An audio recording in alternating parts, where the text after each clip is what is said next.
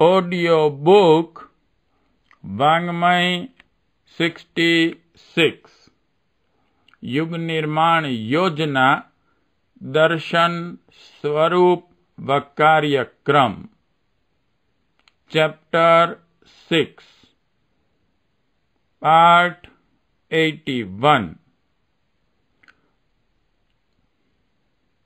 उच्च शिक्षित कन्या की विवाह समस्या और उसके नए हल।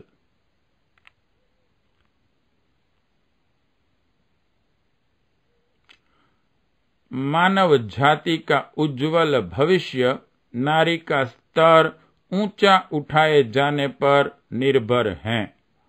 वही माता के रूप में निर्मात्री, पत्नी के रूप में शक्ति, भगिनी के रूप में शालीनता और पुत्री के रूप में मधुर माँ बनकर नर को सजीव, सशक्त, सज्जन और सहृदय बनाती हैं।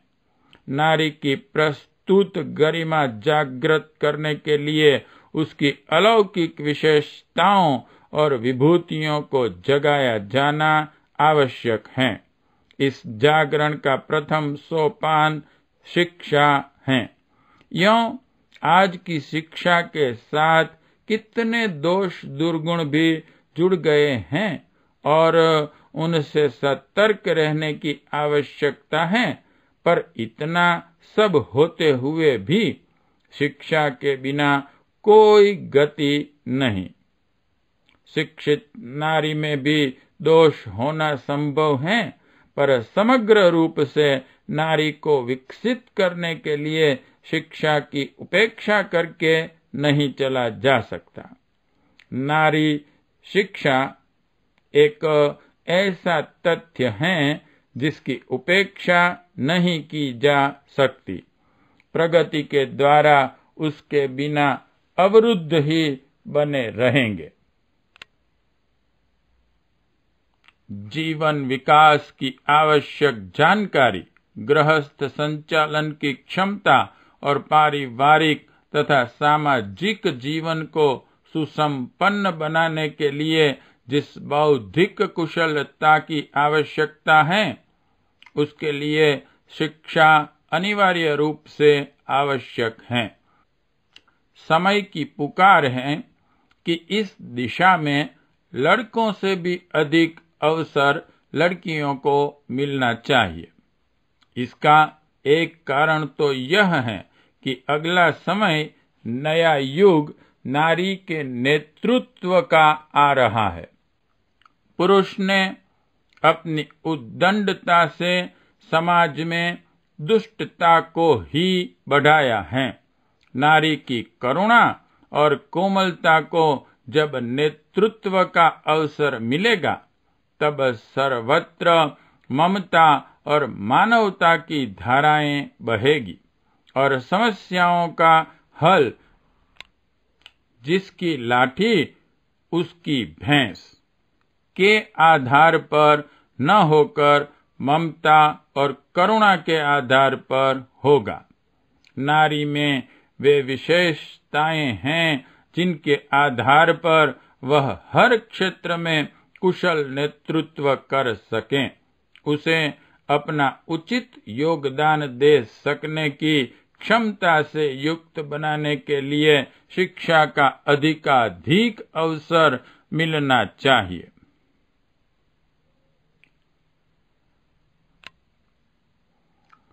दूसरा कारण यह है कि भौतिकवादी लोलुपता एवं कामुकता अब दाम्पत्य जीवन के आधारभूत आदर्शों में आग लगाने पर तुल गई हैं।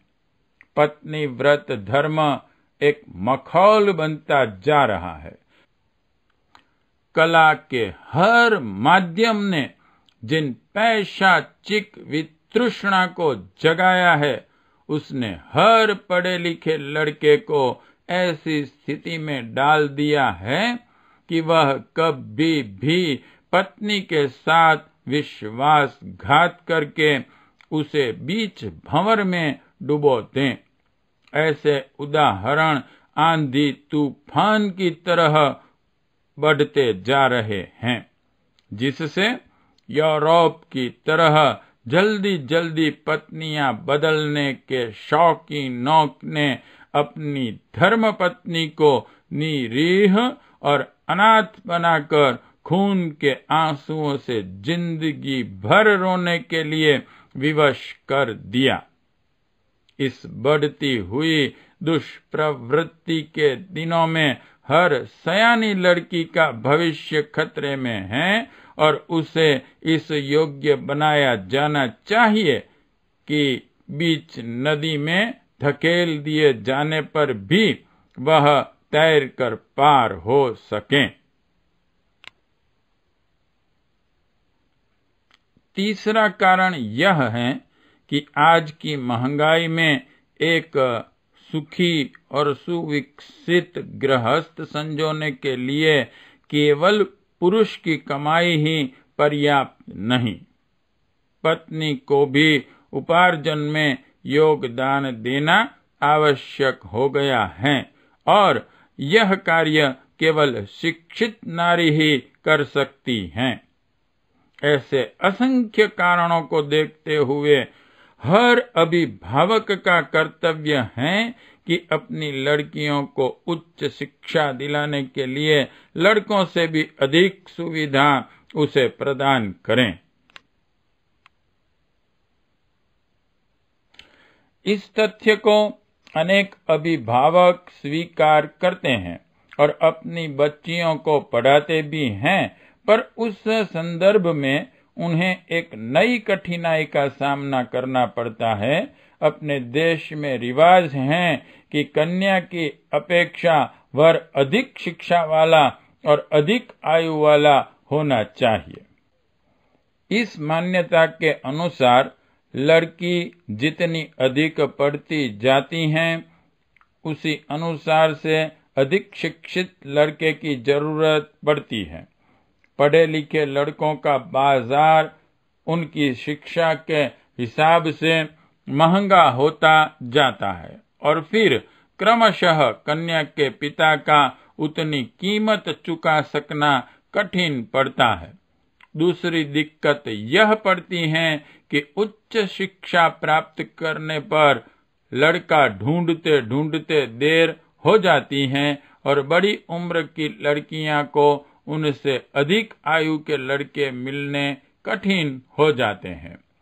कुछ समय तक पहले अपने देश में बाल विवाह का रिवाज था, अब कुछ सुधार हुआ है, तो भी आमतौर से 20-25 वर्ष की आयु में लड़कों के विवाह हो जाते हैं।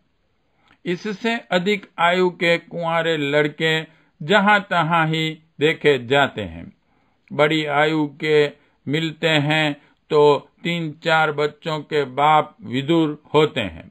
इन दो कठिनाइयों के कारण सुशिक्षित कन्याओं के विवाह की समस्या अति जटिल होती जाती है और ऐसे उदाहरण तेजी से बढ़ते जाते हैं, जिससे उपयुक्त दो उलझनों का हल न निकलने के कारण हजारों सुशिक्षित कन्याओं को कुंवारी रहने के लिए विवश होना पड़ा और वे उच्च शिक्षा को अभिशाप अनुभव करने लगी।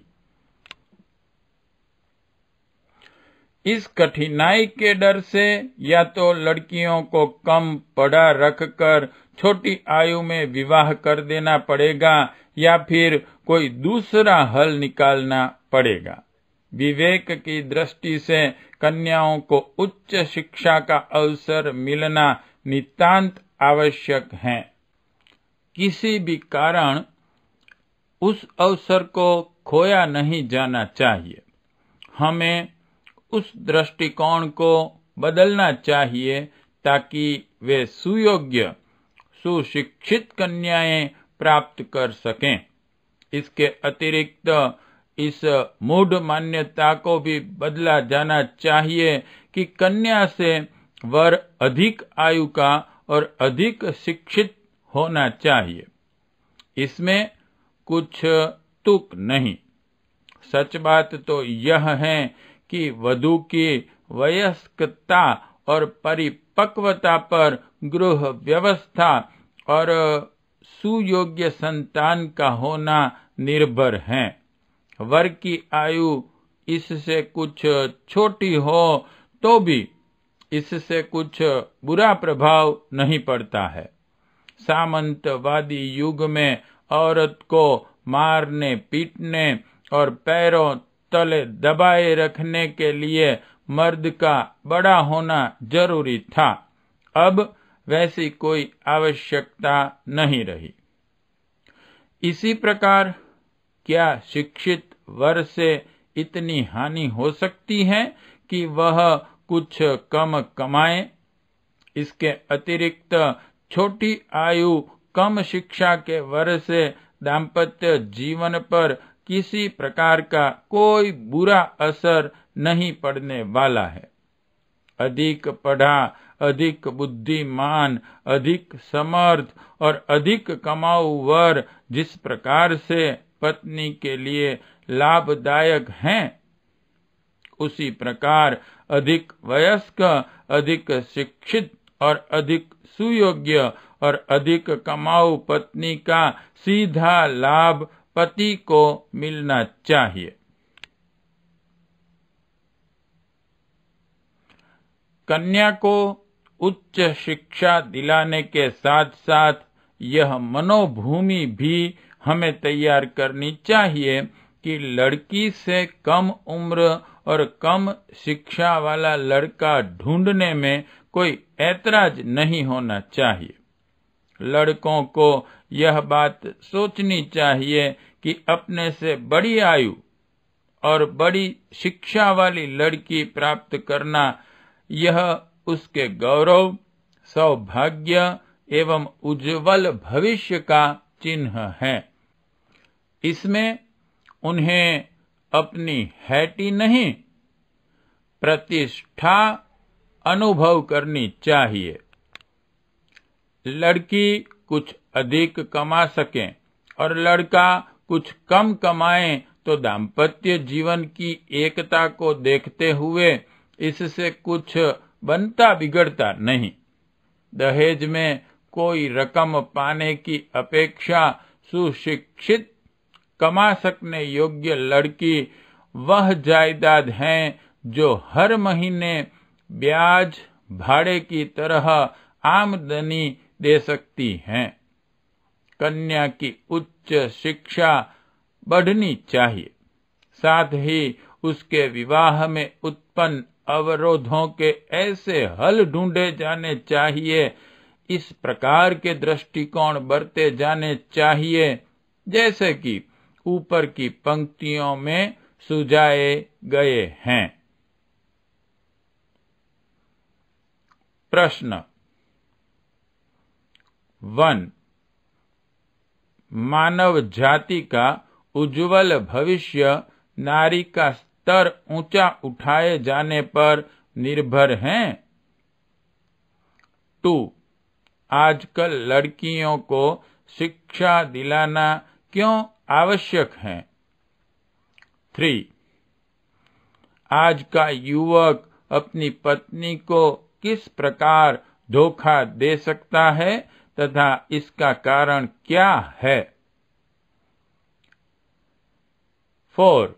महंगाई के इस जमाने में नारी का क्या कर्तव्य हो जाता है? 5. उच्च शिक्षित कन्या को शादी के बाद किस तरह का जीवन व्यतीत करना पड़ता है? 7.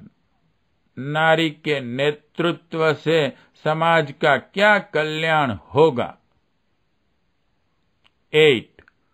शिक्षित नारी के विवाह की कठिनाइयों को दूर करने के लिए किन किन धारणाओं को बदलना चाहिए? 9. शिक्षित लड़की खुद ही दहेज किस प्रकार से हैं?